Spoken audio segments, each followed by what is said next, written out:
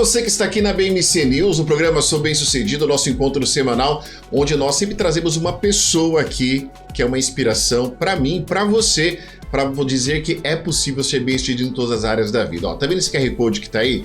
Você pode ter, porque é um presente da BMC News, você ter mentoria com Paulo Moraes, comigo 100% na faixa. É só você escanear com o seu celular esse QR Code, você vai cair e vai falar com a Nathalie e ela vai colocar você lá no grupo e participar dessas mentorias. Mas hoje está recebendo ele aqui pela segunda vez, esse cara aqui é fantástico, meu amigo, posso dizer para você que é o seguinte, é referência no Brasil. E hoje estamos aqui com o Marcos Saravari. Meu amigo, você é referência, tá ligado? Que isso é verdade.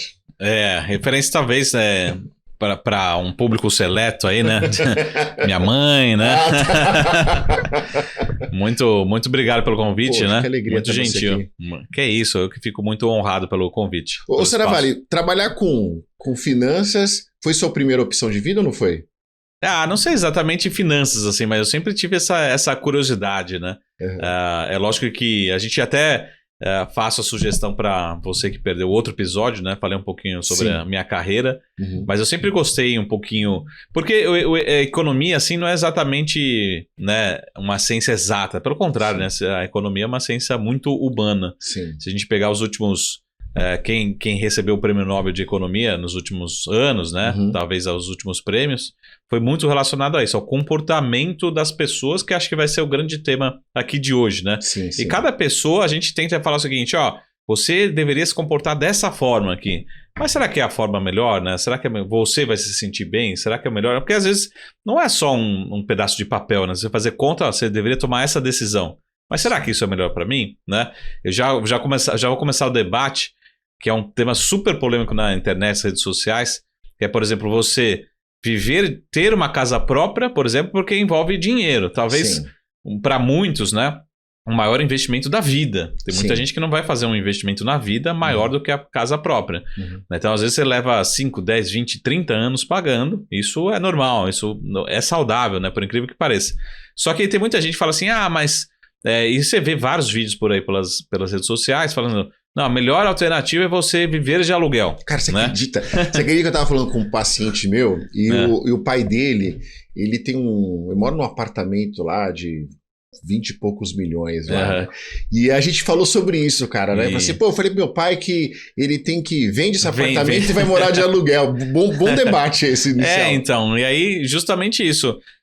Então, um ponto vamos fazer conta, né? E vamos ver o que é melhor, né? Eu viver de aluguel ou eu comprar um imóvel, né? Mas não é simples. Qualquer decisão financeira, ela é uma decisão comportamental, humana, né? Então, um ponto é a matemática, mas será que é a melhor decisão para mim, né? Eu vou financiar meu carro, vou ter meu carro, mas principalmente imóvel, o que acontece, né? E é o meu caso, talvez seja o seu caso, a grande parte dos que estão nos assistindo nesse momento, a gente quer ter o nosso imóvel. Você quer chegar em casa e falar assim, essa casa é minha casa. Eu faço aquela que trocar de cor a parede, eu não vou reformar, eu vou trocar aqui. Chegar em casa, ter o conforto, né, do seu lar, é um comportamento, não é só matemático, né? Se a gente colocar na ponta do lápis, talvez, se você achar um imóvel muito barato e aí você tem um bom investimento, né? Um bom consultor que vai te ajudar a fazer esse investimento, mas não é só uma decisão humana, né? Não é uma decisão, digo matemática, é uma decisão comportamental. E grande parte da nossa vida, ao longo da nossa vida, vai ser decisões humanas, né? Comportamentais. E 99% do resultado, né? E eu vou estragar aqui o podcast entrevista. Mas não vai ser eu, Marco, um outro profissional que vai te ensinar. É você que tem que aprender com você mesmo o que é melhor para você. Eu posso te ensinar a matemática. A matemática aqui talvez faça sentido, por exemplo, e aí, de novo, muda às vezes de geração para geração, muda por conta da idade, por conta da região, né? Por conta às vezes do que sofreu na vida, né? Por exemplo, vou te dar um exemplo que a gente já está indo para várias vertentes aqui, né? Mas tem um estudo matemático, né, acadêmico em economia que falam assim, os americanos, né, que viveram nos Estados Unidos após a Segunda Guerra Mundial, né? ou seja, que viveram 30, 40 anos depois da Segunda Guerra Mundial, eles tiveram uma performance nos seus investimentos, na sua vida financeira muito boa, né? Agora, a gente lembra também que a Segunda Guerra Mundial, né, e as grandes guerras, elas não aconteceram no território americano, aconteceram no território europeu. Agora, se você me fizesse mesmo estudo com um alemão, ele sofreu a guerra, né? Ele sentiu a inflação, ele sentiu um parente perdendo, enfim, algum ente querido. O comportamento ele tende a ser diferente, né? Não posso medir, mas o americano tem resultados melhores, mas ele teve a mesma influência cultural, né? De momento, enfim. Então é isso que estuda um pouco. Eu resumo a economia, as finanças, é um comportamento humano, né, no final do dia. Né? Você sabe que tá na minha pauta, na reunião dessa semana com a sua equipe, que eu tenho um imóvel, vamos lá. Nem vou falar com a equipe, vou falar já com o chefe aqui. Eu tenho um imóvel lá, ele custa R$500 mil, né? Eu vou lá e recebo um aluguel de 2 e pouco. Isso. Eu tava pensando aqui, falei, cara, eu acho que não vale a pena eu ter o imóvel de quase R$500 mil e eu ficar, né, tá alugado, o cara me paga um aluguel de 2 e pouco. Exato. Cara, se eu investir esse dinheiro, eu ganho mais.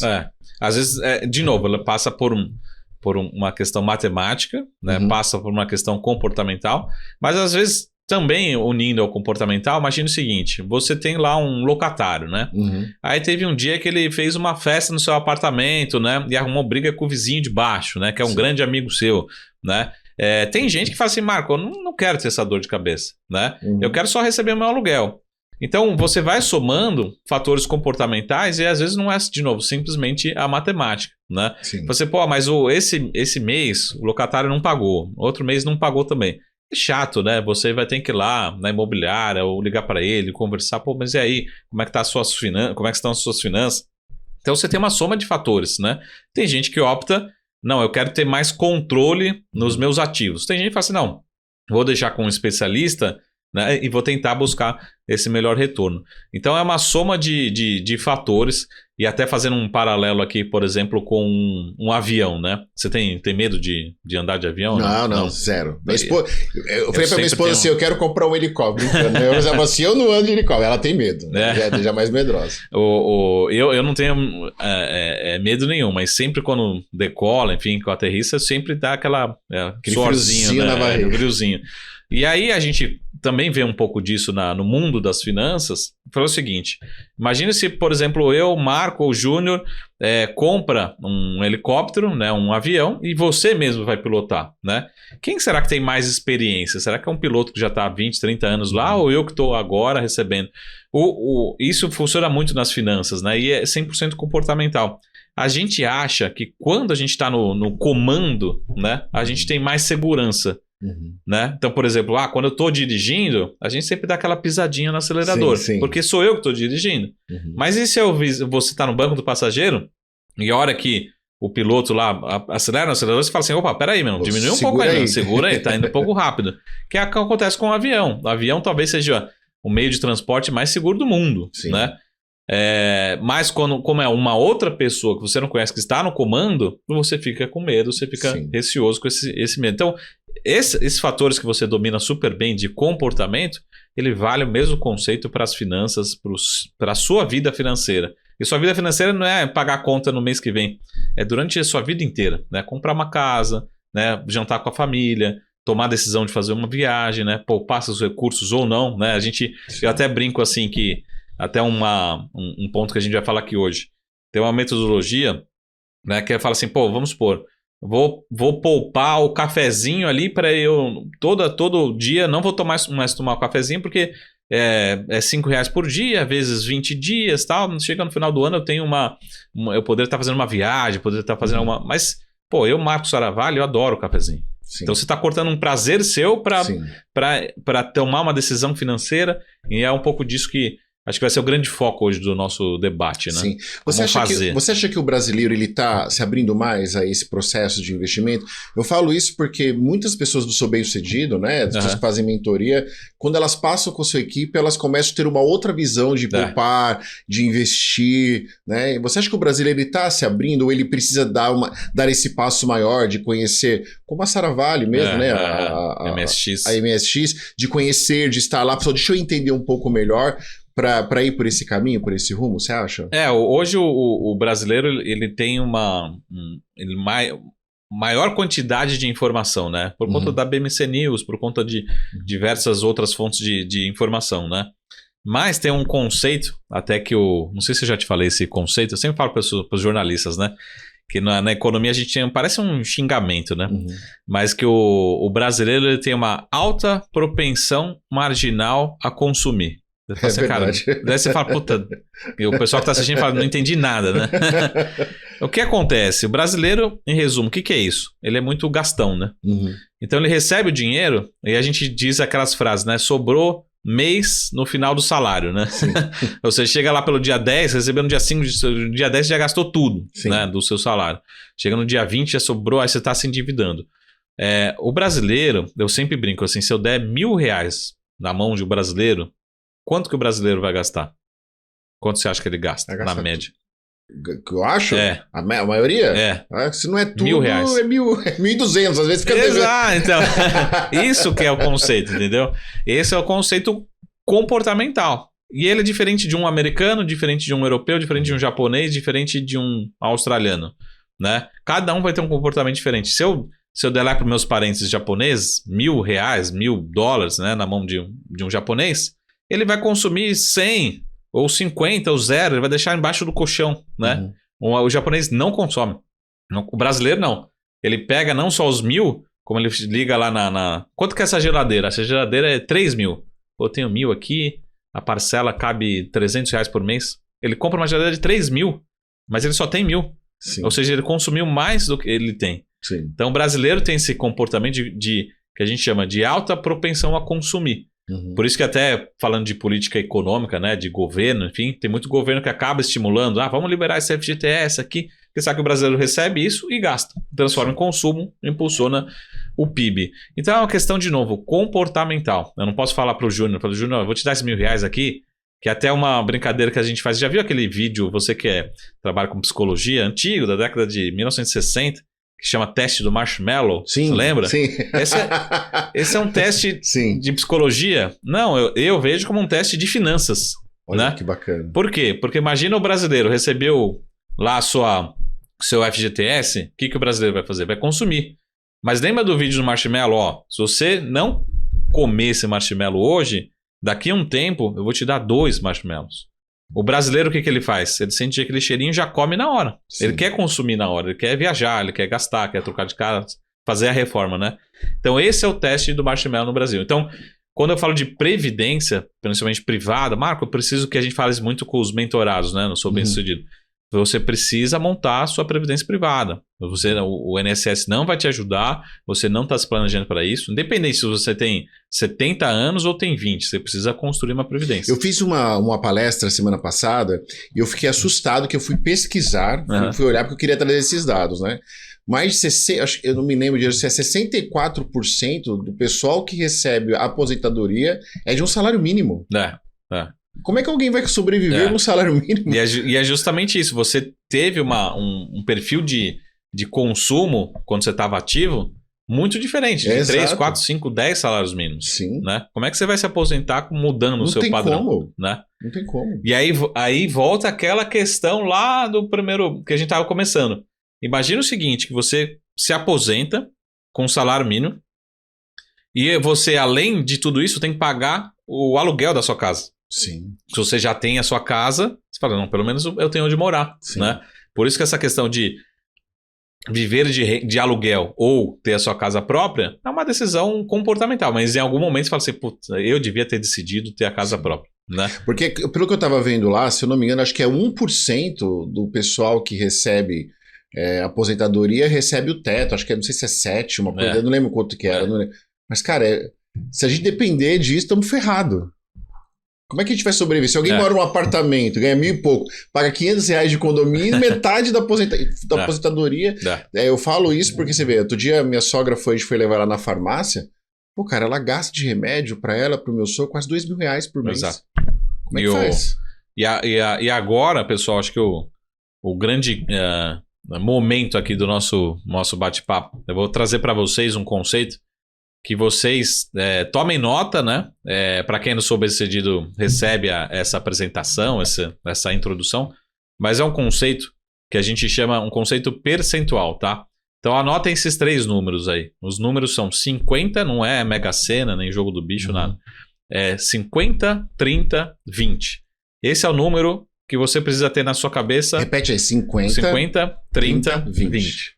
Esses números você precisa ter na sua cabeça durante sua vida financeira daqui até a eternidade, tá? Então não perca ele na cabeça.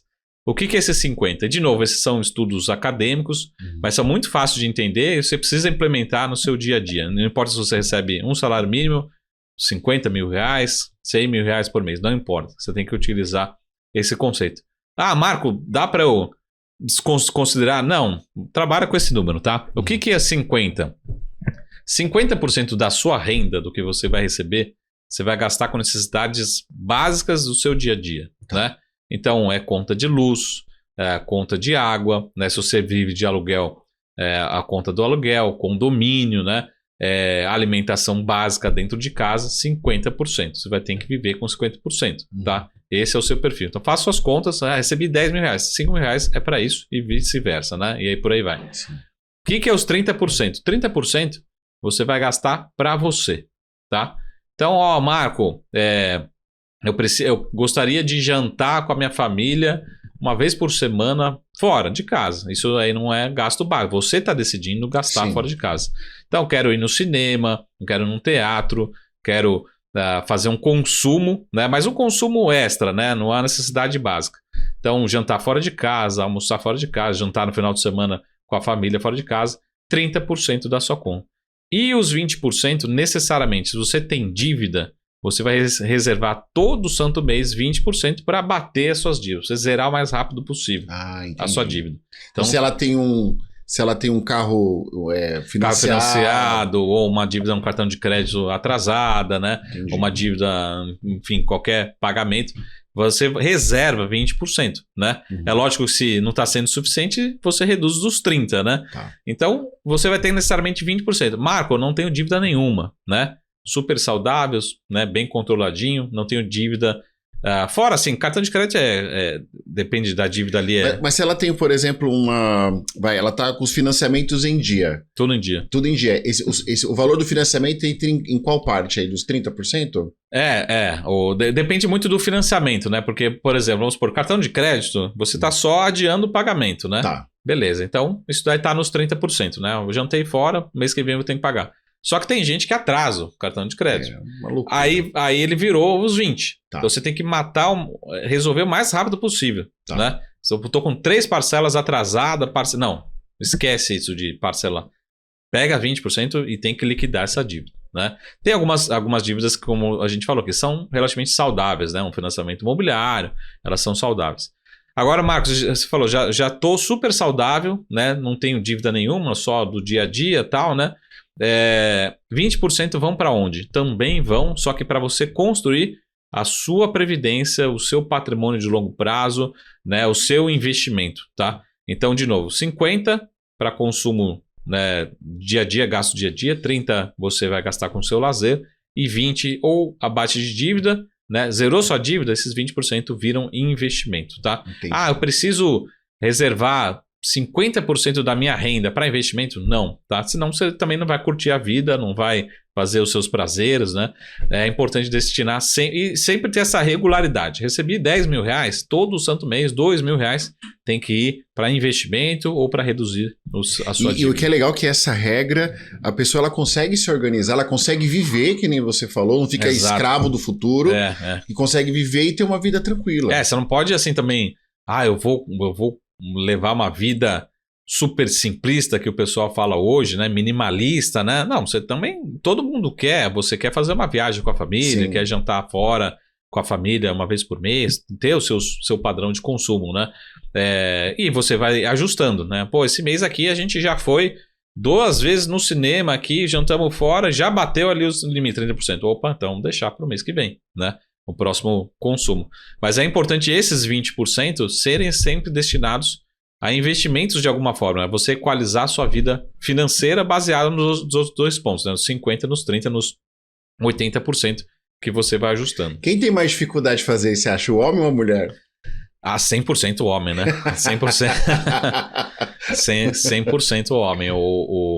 E aí, de novo, aqui não é nenhum preconceito, né, para nenhum lado, mas existem alguns estudos econômicos, né, que dizem, até por questões também de maternidade e outros fatores, né, da mulher especificamente, e de novo, é uma média, não quer dizer que não existam padrões aqui.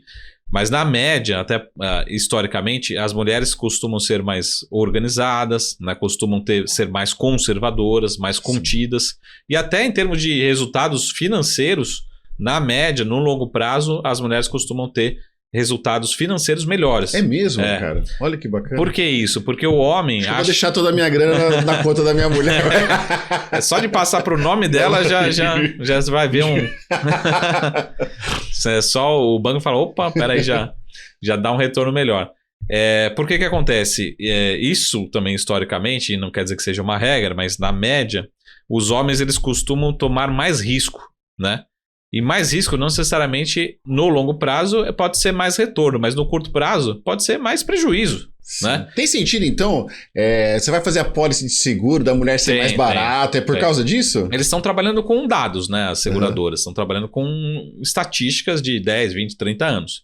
Então, assim, como é que se comporta? E eles vão medindo, vão colocando esses dados dentro de uma fórmula matemática, né? Tem até uma ciência para isso, chama-se ciência atuarial, né? Então a ciência ela vai estudando esse comportamento, né? Será que essa mulher aqui ou esse casal tem filhos, né? Qual que é a idade, em que bairro, onde que estudou, enfim, coloca uma soma de fatores, tentando pegar essa parte humana, quantificar em dados e falar, a sua pólice realmente, mas a gente vive junto, né? A gente está no mesmo bairro, né? A vaga está uma do lado da outra. Por que a dela é 10% mais baixa? Né? Um comportamento que ele sabe que esse carro vai ser usado por ela e o seu vai ser usado por você. Isso é verdade. Tende a ser mais caro. É interessante você ver. Eu acho que eu nunca usei a seguradora, mas da minha mulher é mais barato que o meu. Historicamente. E então, olhando para finanças, para investimentos, justamente isso. Por serem mais conservadoras, as mulheres, no longo prazo, tendem a ter retornos maiores do que os homens, isso em média, né? Colocando... Lá na sua corretora hoje, é mais homens ou mais mulheres que procuram vocês? Então, tem de tudo, assim, tem todos os comportamentos, né? Agora, o que é, de fato, e aí, reconhecidamente, com os nossos dados, com o nosso público, é que geralmente os homens tentam ser mais agressivos, né? Ou são mais agressivos, mas não necessariamente têm os melhores retornos. Isso na prática acontece. Mas o que acontece muito junto é, como a gente trabalha muito com famílias, né? Acabam tomando decisões em conjunto, né? Então, contas em conjunto, né? Decisões em conjunto. Isso é... E que eu acredito que faz diferença. Lá no Sou Bem Sucedido, lá sempre come às vezes o marido... Aí depois a mulher vem junto e participa os dois. Às vezes vem a mulher, a esposa, depois vem o marido trabalhar junto. E quando a família tá junto, os resultados são muito diferentes. Eu acho que nas finanças também. Quando o marido e a mulher eles têm a consonância de trabalhar o dinheiro, tudo é melhor, né, Saravalho? Eu acho que tudo funciona de uma forma com muito mais resultado. Acho que o próprio conceito, né, de casamento, né, de união, é justamente isso. Alguns, né, casais acabam trabalhando de forma separada, né? Outros acabam trabalhando de um orçamento só, né? De uma vez só. Mas até utilizando as palavras aqui do Serbasi, né? Que é uma das grandes referências em educação financeira no Brasil, ele tem aquele clássico livro, né? Casais inteligentes enriquecem juntos, né? Sim. Então, uma referência para riqueza, né? Para finanças dos casais, trabalharam com um orçamento só, né? Com uma união, né? Então, eu brinco assim com 1 mais 1, ou às vezes 1 mais 2 soma mais do que 3, mais do que 4. Sim. Então, é importante ter esse pensamento em conjunto, né, da união. Mas hoje é bastante comum ter essas contas em conjunto. E o que a gente vê também agora é muito conta para filhos, né? Então, assim, já logo novos, recentes, por exemplo, tem muito... O brasileiro, como você falou lá no comecinho, pensando cada vez mais no longo prazo, já abrindo contas para os filhos para pensar numa previdência. Você fala, caramba, o pai já pensando numa previdência? Não. Às vezes fala assim, mas será que eu vou ter condições de pagar a faculdade desse meu filho lá quando tiver daqui a 18 anos? 18 anos passa rápido, né? Sim. Então já vai acumulando. Pô, mas se meu filho quiser estudar fora do Brasil, né? E se ele quiser estudar numa faculdade privada no Brasil, que é muito cara, né? Então já vai planejar. Se meu filho quiser, de repente, casar ou morar fora de casa com 18, 20 anos. Então isso a gente vê cada vez mais a construção já das próximas gerações. E aí, de novo, as próximas gerações, que a gente falou lá no comecinho, ela tem um comportamento diferente. Sim. Aí não é uma nova geração com um comportamento completamente diferente. Eu vou te dar um exemplo aqui, que a gente fala assim, pô, aí sim vale o caso de alugar ou comprar, né? Essa nova geração, ela é muito menos apegada ao menos ser dono do bem, né? Sim. E mais aproveitar o uso do bem, sim, né? Então, por exemplo, o que é o Airbnb? O Airbnb é isso, né? Nessa nova geração, talvez não tenha a ambição de ter, por exemplo, uma casa na praia, né? Ou uma casa no campo, né? Não, vai ter sua casa para morar na grande cidade, né? E a outra casa vão ser 5 mil, 10 mil casas disponíveis numa plataforma como essa, né? Sim. Então você não precisa ter o bem, você precisa usar o bem, que é o conceito do Uber, que é o conceito do Airbnb, de todas essas marcas, né? Então você usa, né, o ativo sem necessariamente ter esse ativo, né? Então isso é cultura, isso é de geração, não é... Gente, olha só, vocês estão aprendendo bastante coisa. Isso é só porque é o primeiro bloco ainda. Você vai ver no segundo bloco tem umas perguntas polêmicas aí. Segura aí que o Saravalli vai responder para você. Até já.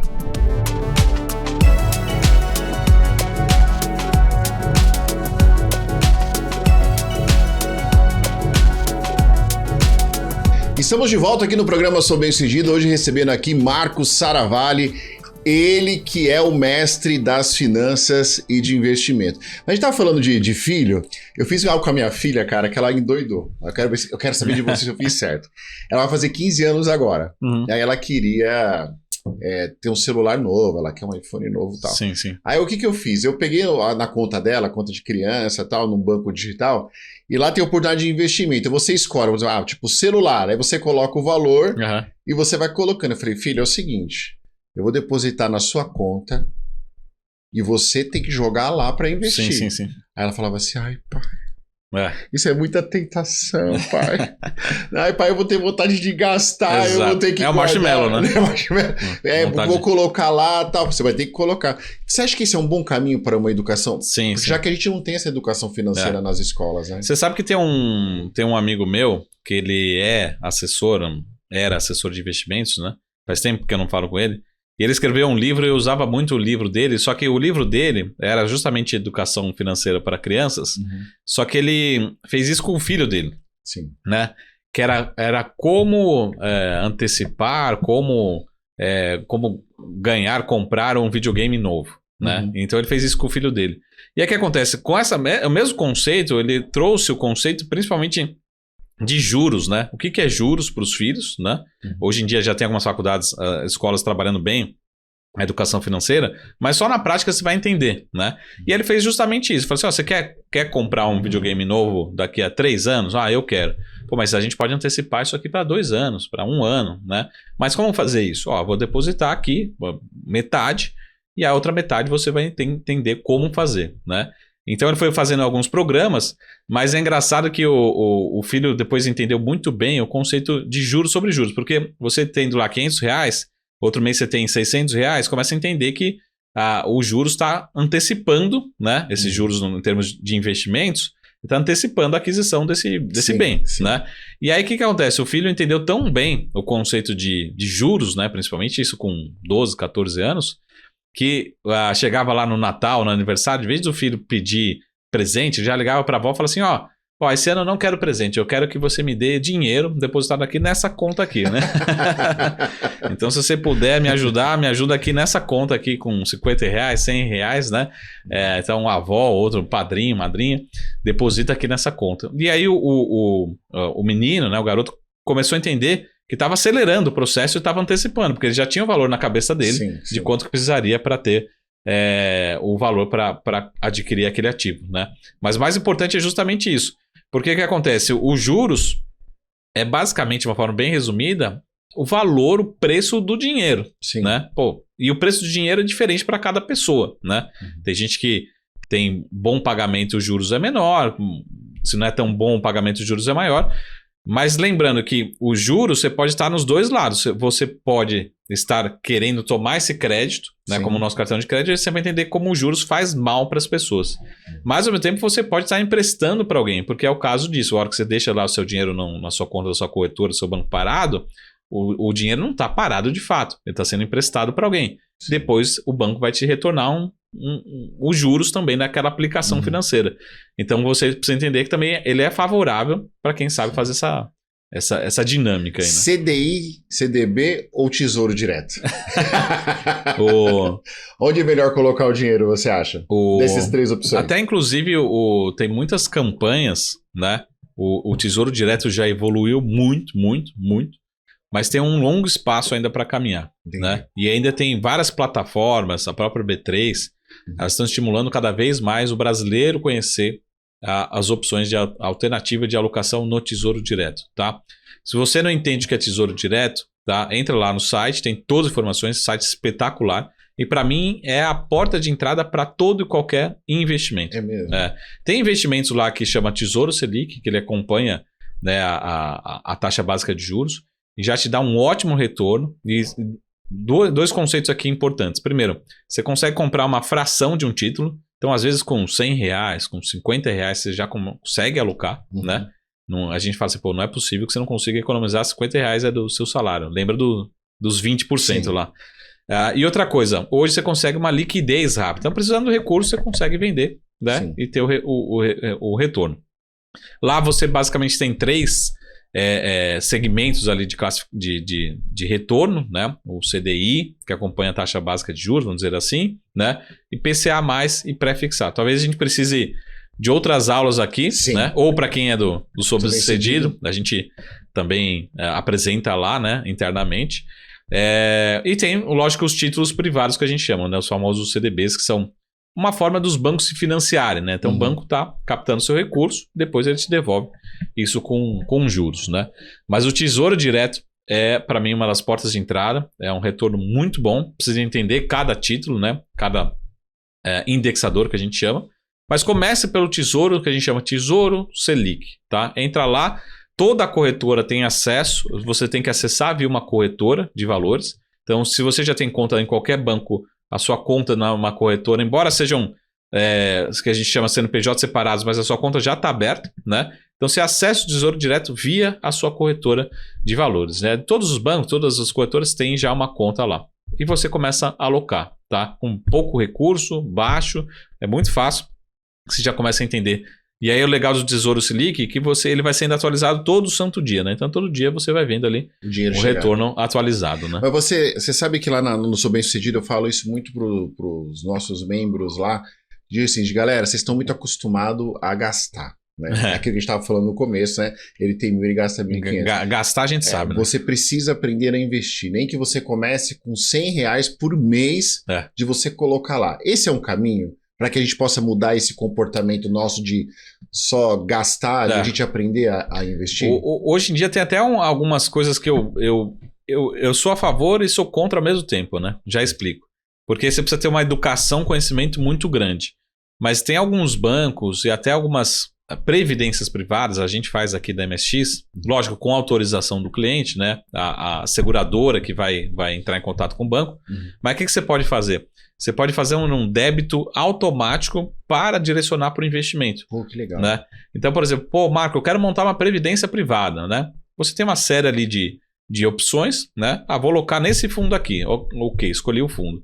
Você autoriza a seguradora entra em contato com o banco, né? Fala, eu recebo todo dia 15. Então, todo dia 16, eu quero que debite da minha conta R$100 automaticamente para ser classificada, né? Direcionada para esse fundo de investimento aqui. Uma previdência privada de forma automática, tá? Então, até inclusive nos Estados Unidos, alguns outros mercados, a gente teve umas outras opções, né? Que acho que hoje está um pouco fora de uso, né? Um pouco de desuso. Sim. Mas essa previdência, por exemplo, automática, você consegue fazer junto com aqui a gente com a MSX, com o seu banco, o seu gerente, enfim, com o seu assessor, você consegue fazer também a sua alocação. Então é uma forma assim, Marco, eu nem mexo no dinheiro. Aqueles 20%, ele já sai automático, já vai para a Previdência automático. Sim. Né? Então, a MSX ela é um grande recurso hoje. Eu falo isso porque lá no Sou Bem Sucedido, lá todos utilizam, né? Porque às vezes a pessoa ela não tem esse conhecimento, se ela tem bons profissionais para fazer uma boa locação, de explicar, de uma consultoria, isso é fundamental, né, Marcos? Eu falo isso porque eu tenho visto a diferença dos meus membros lá do Sou Bem Sucedido, de eles estarem fazendo bons investimentos, fazendo bons caminhos a partir da sua empresa, né? Eu acho que é um trabalho que, fazendo um pouco referência aos modelos, né? A Europa já está nesse modelo, né? Totalmente avançado. Os Estados Unidos está caminhando para esse modelo e o Brasil está começando nesse modelo. O que é esse modelo?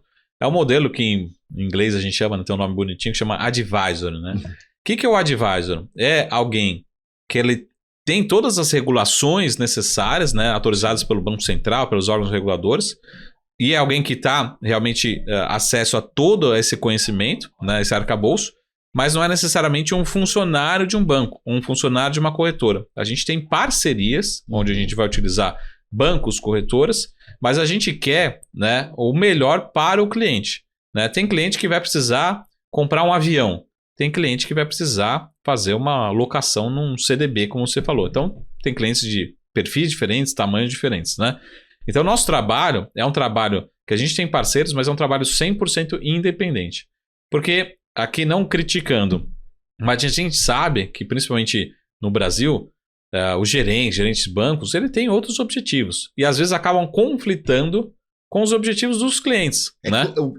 O objetivo deles é o banco, né? O cliente. Exatamente. Né? Então, aquela velha frase, a gente tem parcerias com bancos, com corretoras, mas o nosso interesse é atender bem o cliente. Né?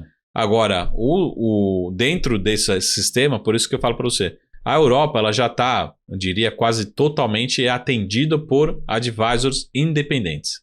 Nos Estados Unidos, está tendo ainda uma migração e o Brasil ainda está começando esse processo, né? Que são consultores, assessores de investimentos, né? Esse processo está começando. Não quero dizer, também a gente não pode generalizar, que não tenham necessariamente bons gerentes de bancos. Também tem bons gerentes de bancos. Mas em algum momento, né, a gente vai ter algum conflito. O que a CVM, os órgãos reguladores estão discutindo nesse momento, é que, lógico, existindo esses conflitos, é que eles sejam apresentados, tá? Ou seja, como que o gerente de banco ele é remunerado, né? Em termos daquele produto, né? Porque às vezes é um produto que não cabe para o cliente naquele momento, né? Talvez seja um produto muito bom, mas não faça sentido, né? Para aquele momento. Então é importante ter essa transparência, mas a gente está evoluindo muito bem nesse arcabouço legal, né? Para que a gente tenha essa evolução. Mas a gente já está caminhando bem. Então a gente tem essas parcerias, né, com bancos, corretoras, onde a gente consiga atender o cliente, sempre alinhado, né, com os desejos, com o objetivo dos clientes. Qual é o objetivo? O objetivo é trocar de casa há 5 anos, trocar de carro da próximo 6 meses eu quero trocar de carro. Não, eu quero construir uma previdência para o meu filho. Então, cada um tem um objetivo diferente. Né? Eu acredito que esse serviço hoje, ele é fundamental. Todos têm, né? Acho que tem coisas que são fundamentais. Uma coisa que eu tenho um médico que cuida de mim, eu tenho que ter alguém que entenda, cuida da minha saúde financeira. Que é o órgão mais sensível do ser humano, é o bolso. Então eu acho que é super importante você ter alguém que te ajude nisso, já que nós não fomos educados a ter esse conhecimento, e eu acho que é uma abertura de mente fabulosa, né? Eu acho que você que está nos assistindo, né? Você está aqui, eu vou colocar aqui embaixo os contatos do Marcos, eu acho que vale a pena você procurar e você conversar, porque da mesma forma que você precisa de um médico, você precisa de um nutricionista, você precisa de um personal para você cuidar da sua saúde física, até de um psicanalista para cuidar da sua saúde mental, você precisa de um profissional desse para cuidar da sua saúde financeira. A gente está, como eu sempre falo, assim, a gente está sempre alinhado com o objetivo de cada investidor, de cada cliente. Sim. Né? E o meu trabalho, ele é totalmente independente de um banco, de uma corretora. Então, por que eu estou falando isso? Porque os bancos corretores, eles são como se fosse uma plataforma, né? Sim. Com várias, ou um supermercado, né? Tem alguns produtos que eu falo, esse produto aqui, ele pode ser bom, né? Esse produto aqui, eu acho que você está adicionando muito risco. Esse aqui não é um produto bom. Então, o nosso objetivo é justamente estar alinhado, né, com os objetivos dos clientes, né, para buscar maximizar esse retorno dentro dessa transparência, dessa necessidade. Como você falou assim, é importante ter alguém aliado, né, alinhado com você? Sim, não só por conta desse conhecimento, mas também, cada vez mais, a gente está virando, né, uma solução completa para os objetivos das pessoas e das famílias, né? Então, vou pegar aqui um exemplo de um cliente nosso aqui que tem uma empresa aqui em São Paulo, né? E ele tem a empresa e os ativos imobilizados, né? Mas ele não tem nenhum sucessor na empresa. Pô, mas será que ter esses ativos imobilizados, a gente diz os imóveis, né? Os galpões. Mas ele poderia já começar a gerar essa liquidez, né? Vender o imóvel, né? Então, quando a gente olha para o investimento, a gente não está olhando só para o investimento. Como a gente pode maximizar o retorno do empresário, né? Do empreendedor, da família, né? Em todo nesse sentido que a gente tenta buscar. Às vezes é uma maximização fiscal, por exemplo. Se você for fazer esse movimento aqui, pode ser que você tenha que pagar muito imposto, né? Vamos criar uma estrutura aqui. Como você falou, será que é melhor CDB ou um tesouro Selic, né? Mas quanto tempo você vai alocar? Você tem capital que você vai alocar todos os meses? Não tem. Qual que é o risco? Porque, por exemplo, a gente tem uma questão que a gente não vai falar aqui, mas questão do FGC, né? O famoso garantia se der errado, né? Ter um fundo garantidor dessas operações, que vai até um certo limite. Então, tudo isso a gente pensa para ter esse planejamento para as pessoas e para a família de uma forma completa, né? Por isso que a gente fala assim, nossa relação não é aqui de um mês, de um semestre, um ano. Não, é uma relação daqui até as próximas gerações, talvez, né? Das famílias. Ô Saravari, hoje qualquer pessoa pode fazer isso. Qualquer pessoa. Ela pode ser assalariada ou ser microempresário, grande empresário. Ele pode procurar a sua empresa e falar, eu quero cuidar da saúde, minha saúde financeira. Qualquer pessoa pode procurar. Qualquer pessoa pode nos procurar, independente, né? É lógico que para quem está no Sou Bem-Sucedido já tem a disponibilidade, né, à disposição o nosso atendimento, né? Seja para um ponto educacional, seja para um ponto adicional, mas todos podem atender. O que a gente brinca, é que acaba iniciando pelo próximo passo de investimento, mas acaba indo muito além, né? Então, por exemplo, o Júnior quer fazer uma expansão, né? Uma expansão na empresa dele, precisa comprar imóvel, né? Marcos, você me ajuda a encontrar a melhor forma desse crédito, né? Crédito mais barato, ou qual que é a melhor forma? Vocês fazem isso também? Então, por exemplo, eu quero... será que é melhor ir no banco pegar um crédito? Ou de repente, vamos pagando uma carta de consórcio aqui, porque eu vou te ensinar como você pode ser contemplado mais rápido aqui para adquirir esse imóvel mais barato e mais rápido, né? Legal. Então, cada um é cada um, né? Mas tudo começa pela porta do investimento, né? Para entender o investimento. Depois a gente entendendo cada caso, essa sucessão, né, de fatores. Não, e é bacana porque assim, você consegue cuidar do seu dinheiro, fazer bons negócios, boas compras, até melhores vendas, tudo isso num lugar só. Ou seja, quando se fala de dinheiro, tem um lugar que cuida de mim para tudo. Que bacana. O que a gente está procurando é assim, a gente vai ter parceiros centrais, né? Mas para cada solução a gente vai procurar um parceiro diferente, né? Às vezes é uma solução super simples aqui, às vezes é uma solução até fora do Brasil, né? Eu tenho uma empresa lá fora que eu preciso receber o recurso, mas será que é melhor, né, internalizar esse recurso, melhor deixar lá fora, mesmo numa outra estrutura, né? Que a gente chama uma trust, enfim. Qual que é a melhor solução, né? Então, cada caso é um caso diferente. Algumas soluções são comuns, né? Outras são muito específicas, muito individuais, né? Então, tem cliente que faz um investimento já pensando na saída. Marcos, você consegue achar a saída? Tem um cliente agora que a gente está estruturando como se fosse um fundo imobiliário para ele. Ou seja, ele vai construir um imóvel para um cliente, para uma clínica, mas ele quer construir esse imóvel, pegar a renda, né? Ou seja, a clínica paga o aluguel para ele, mas ele quer lá na frente vender esse imóvel. Ou para a clínica ou para um fundo imobiliário. Beleza, a gente já deixa pronto.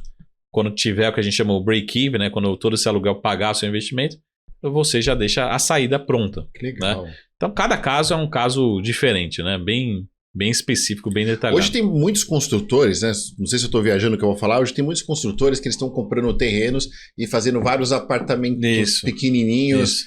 Principalmente em São Paulo. Estou em São Paulo, e aí eles colocam lá e botam para alugar. E às vezes a ideia foi boa, mas se não fizer um bom planejamento, ele toma na cabeça, pode acontecer, né?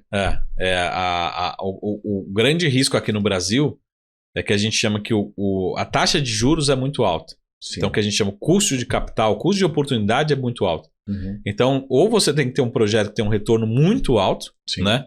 Marco, vamos levantar aqui dinheiro nós dois, vamos ter um projeto aqui, construir um prédio, o retorno vai ser de 15% ao ano, né? Isso correndo um risco de trabalhista, funcionário, impostos, locatário. 15%? Você liga aqui, produtos aqui com baixíssimo risco, o próprio Tesouro hoje tem Tesouro ali pagando 12 pré-fixado, né, ao ano. Para 15, será que toda essa dor de cabeça para ter um retorno de 15? Tô com um projeto aqui, Marco, que vai dar um retorno de 20. Opa, 20, vamos conversar, pode fazer sentido. Então, nosso custo de capital é muito alto. Então, você precisa ter um projeto muito sólido, muito previsível, baixo risco, né? E o Brasil não existe baixo risco, né? Sim. Na hora que você coloca impostos, funcionários, né? Todos esses fatores, você tem que colocar na conta. Então, o empreendedor, ele pode fazer para ele, que é para a pessoa física, com você, e fazer o planejamento também para a empresa dele, independente do tamanho que é a empresa. Você consegue fazer um direcionamento bacana para ele. Às vezes, o mais comum, assim, por exemplo, é capital de giro. Né? Olha, eu tenho um fluxo para receber em tantos dias, mas eu preciso pagar funcionário, preciso pagar fornecedor, eu preciso ajudar no capital de giro. Então, eu vou fazer uma pesquisa no mercado todo, né? Para ver se dá para melhorar o capital de giro do cliente, né? Do caixa mesmo da empresa dele. Mas às vezes ele quer comprar uma máquina, né? Por exemplo, uma máquina aqui que eu preciso importar essa máquina, mas será que o banco vai me ajudar nesse financiamento? Eu estou ajudando aqui uma grande empresa nacional, um segmento específico, super específico, que eles precisam fazer um financiamento simplesmente da ordem de 3 bilhões de reais. Só que são vários ativos, né, vários segmentos diferentes, faseado, né? Só que acontece, esse cara ele já acessou os grandes bancos, né? Itaú, Bradesco, Banco Brasil, já acessou as linhas de fomento, né? Linhas públicas, e aí falou assim: Marco, o que eu preciso de você? Acessar o mercado asiático específico para esse mercado, né? Porque ele sabe que tem taxas mais competitivas, né? Lá fora, e investimento de longo prazo. Então aí sim eu entro agregando valor nesse atendimento. Então eu atendo a pessoa física, atendo a empresa no dia a dia, mas quando surge uma demanda específica, peraí, eu preciso acessar um investidor específico que vai dar crédito para ele, um crédito super longo prazo, que é um projeto de 20 anos, né? É uma concessão especificamente para ter esse projeto colocar de pé, né? E não adianta eu falar, falei com o Itaú, mas o Itaú ele também falou, e a taxa ela é meio pública, né? Assim, não tem como eu, Marcos, você é legal, eu vou te dar uma taxa melhor porque você é legal. Não, o Itaú é uma taxa... Você é bonitinho. Vou te dar uma taxa. Não, a taxa já é a taxa do Itaú, né? Pode ser um pouquinho melhor, um pouquinho pior, mas a taxa está dada, né? Então eu preciso procurar alternativas para cada projeto, né? Então acaba chegando de novo pela pessoa física e levando pessoa jurídica, empresa, família, né? Empresário. E às vezes, dependendo do valor, o acesso a essas instituições financeiras por vocês é muito mais fácil do que por ele, né? Às vezes, assim, como você falou, ele precisa acessar e às vezes ele não consegue acessar, né? Então, por exemplo, hoje para você, se você quiser fazer alguma emissão no mercado de capitais, às vezes são centenas de milhões de reais. E a empresa, ela vale 10 milhões de reais. Como é que ela vai acessar o mercado de capitais, né? Então eu preciso achar uma solução, às vezes, mais dinâmica, né? Mais barata, às vezes num mercado, num outro parceiro, para, de fato, levantar 3 milhões, 5 milhões, um valor bem menor, mas que atende ele momentaneamente, né? Como aquele capital que ele estava falando. Mas, de fato, o mercado de capitais, o corporate que a gente chama, não é para toda empresa, né? Não é tão fácil assim. Bom, cara, não sei nem como agradecer. Você deu uma aula aqui pra gente, né? Hoje a gente começou lá nas finanças comportamentais, terminamos no empresário aqui. Mas olha só, pessoal, aqui embaixo tá todos os contatos do Saravalli. Eu acho que vale a pena, mas vale a pena mesmo você começar hoje né, a cuidar da sua vida. Você não tem médico, né? Você não tem pessoas que cuidam da sua vida em vários aspectos. Arrume alguém para cuidar da sua vida financeira, esse cara aqui é o melhor. Então, e até reforçando, todo mundo que é do Sou Bem-Sucedido também tem acesso, né, aos nossos profissionais lá. Eu tô devendo pro Júnior aqui publicamente, hein? Tô devendo alguns conteúdos ali, até para nivelar, até para todo mundo que entrar ter uma ordem do que vai ter de acesso, né? E um pouco do resumo aqui desse encontro também. Sim, né? E que vale a pena a pessoa entender que quando a pessoa entra no Sou Bem-Sucedido, ela passa pela equipe do Marcos Saravalho. Isso é essencial. Então, se tem que cuidar de todas as áreas da vida, vamos cuidar das finanças. Obrigado, viu, meu amigo? Muito gentil, obrigado. Foi um prazer enorme. Obrigado. E até semana que vem, pessoal. Um abraço e tchau.